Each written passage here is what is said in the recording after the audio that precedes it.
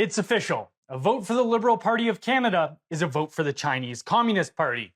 While mass hysteria consumes the country over the fear that Donald Trump might turn Canada into the 51st state, we are quietly being turned into the 24th province of China. The latest proof, Liberal MP Paul Chiang openly encouraged Canadians to assist in the capture of a Conservative candidate on behalf of the Chinese Communist Party, referring to Joe Tay, an exiled Hong Kong pro-democracy activist and current Conservative candidate. Chiang was quoted in Ming Pao saying, "If you can take him to the Chinese Consulate General in Toronto, you can get the $1 million reward."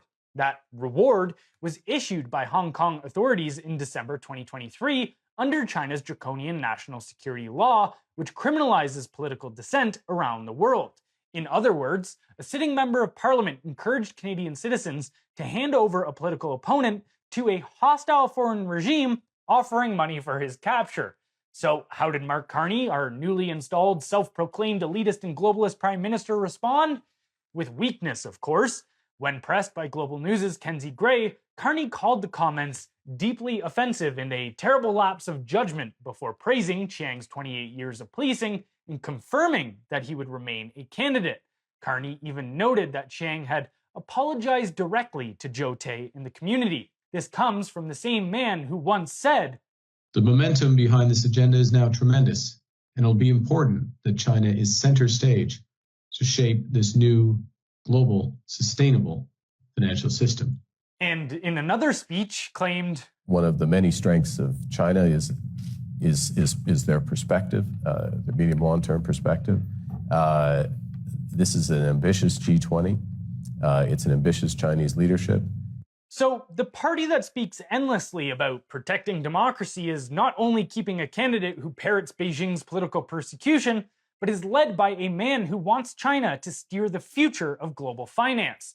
Conservative leader Pierre Poilievre didn't hold back. These comments by this Liberal candidate may well rise to the level of criminal because they called for someone to be turned over to a hostile foreign government on a bounty, a government that wants to kill this Canadian citizen.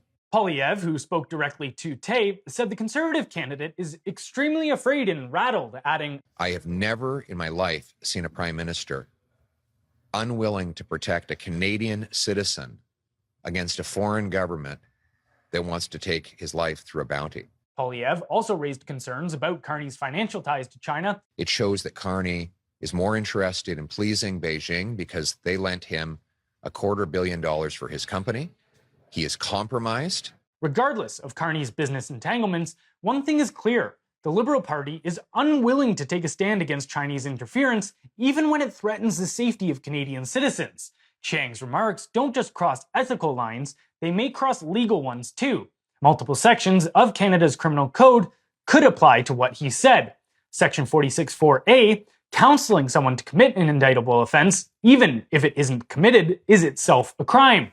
Section 46(5)(1)(c), conspiring with anyone to commit an indictable offense is an indictable offense.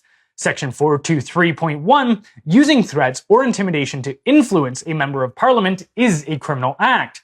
Beyond criminal law, CSIS and the RCMP's Integrated National Security Enforcement Teams, or INSET, may consider this a matter of foreign interference, espionage, or state coercion. Under Bill C-59, facilitating the interests of a hostile state, especially when involving threats against Canadian citizens, may trigger national security investigations. None of this should be surprising to anyone familiar with Canada's track record on Chinese interference. While the RCMP says it's looking into Chiang's remarks, Canadians have every right to be skeptical. Our justice system has shown the same reluctance as the Liberal Party to confront foreign influence, hesitant, compromised, and seemingly more concerned with optics than accountability.